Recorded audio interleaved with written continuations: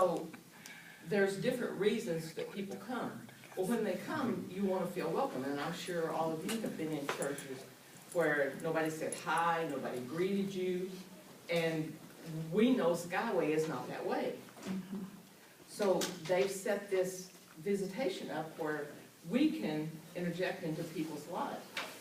So I want to show you some of the things, some of the tools that we have to work with. Now, you should have a piece of paper in front of you. They have this paper. I didn't pass it out. Do they have this paper? It starts off, number one, here's the procedures for visitation. Now, when they come into church, Everybody's got that, right? Salvation, visitor, phone calling. Yes. yeah, I need that. the ushers, when Pastor Greg talks to them, Sample and- script? What does it look like? Salvation. Salvation. no, No. we don't have They to. have sample script. Yeah, we have a sample script. It's because it's right here. Thank you. We could just pass them around. We'll pass them around. Okay, yeah.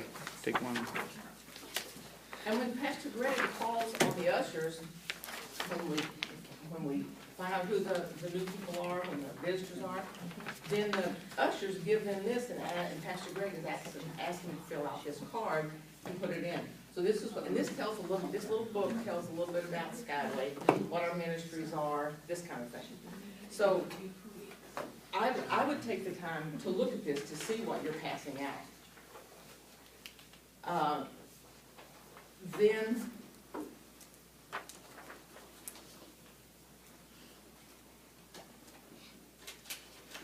you need some tools when you call them for the first time. You need some tools to help yourself know what to say to them. So let's go back to this page here. It says, the office will email you PDF files to your email on Mondays. So you will get whatever this little card says, you're gonna get that on a PDF file on Monday. And it says, all phone calls must be made within 72 hours or sooner. Please pray before you call, and that's very important because you need the mindset of Christ when you call, so that you can have that discernment of what to say. You're gonna have your tools to work with, but each person is different. They came to church for a different need. Sometimes they're just visiting from out of town. Sometimes, I mean, it's just different reasons. Each one of you's got a different reason. The first time you came to Skyway, I was broken and hurt from another church, and I came to a healing church. I didn't know that, but I followed Linda and Paul Garber, if you know who they are. I followed them here when we were over at the old church. So then it says, please pray before you make your phone calls. Review the information on the card on both sides. Now on this card, they will have name, address, phone number, children, email. And down here at the bottom it says, do you have would you like to know about our core beliefs? And all of that is going to be in this little book. That's why I would have you read it when you have time. Do you want to be in the adult ministries? Do you want to volunteer? Do you want to be a greeter? That's the easiest one here. You just have to smile and say hello. Student ministries, worship and arts, salvation, growing as a Christian. That would be, SALT or the Brogdon's class, just whatever's on your heart. Each one of us has a pulling and a calling for different things.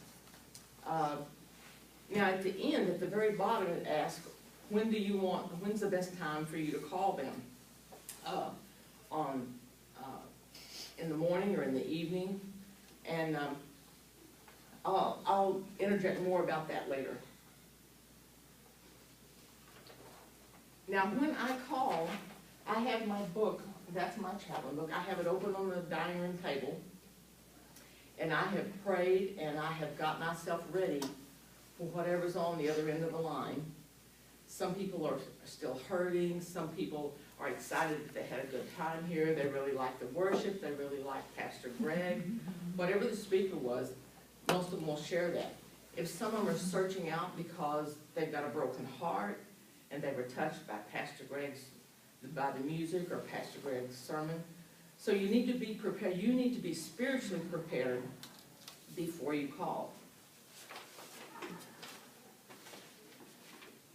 Number 5, have your chaplain notebook available to help you answer questions. Identify yourself as a chaplain from Skyway. And these are some of the questions. Number 7 is some of the questions that you might want to ask someone. Did you enjoy the service? Are there any questions I can answer for you about the ministries, or maybe where the cry room is, or, you know. I can see that your card filled out that you wanted more information about, and then down here are all the ministries. So if your book is open, you can explain that. Now, at the kiosk, there is these little tabs that tells on the back all the ministries, what room they're in. So it's good to have this available, because a lot of people will bring their kids into church not knowing that we have children's ministry at the other campus, at the other end of the building. So this is always good. And I give them this when they're doing salvations too, so that they can have this in their hand with their children. And see if they have any prayer needs after you've looked at the card and sit to find out what the ministries are. Sometimes you have to ask, sometimes they'll volunteer. When you have asked your questions, thank them for their time and the conversation, and leave your phone number with them if they have further questions. That's optional. You can give, if you don't want to give them your phone number, you can give them the church office phone number. If there's no answer, leave a message of caring and blessing. Identify yourselves as a chaplain from Skyway. Thank them for coming to the service, and you'll probably, about half the time you'll leave messages. Not always do you get to talk to someone. And you have to look at it, you're planting a seed that somebody took the time to call me back, so they must care. And you can leave the church phone number or leave your own phone number. And then, number 10. Let me just interject there. You know, Sure. the reason we put leave your number or leave the church's number is we have some chaplains that like to leave their numbers, but I would just encourage, especially ladies, just leave the church's number. They can have your name, because then they'll know that you're the one that either left the message or you're the one that talked, but just leave them the church's phone number. I know some of them just say, no, I leave them their number, but it's just probably better, because one thing you have to watch as you continue to get into ministry and you start ministering, and the number of people that you'll end up touching over a period of time, a lot of times people don't have really healthy boundaries, and they'll abuse those boundaries, and you'll have to learn, if you haven't learned already, how to set healthy boundaries for yourself. And even though you're a leader and we're supposed to minister to people and be there for people and stuff, there's still healthy boundaries where you can say, enough is enough, and maybe it goes past your skill level or past counseling level or whatever, or you just know they're really, really broken, and we need to, kind of hand them off to getting more personal ministry.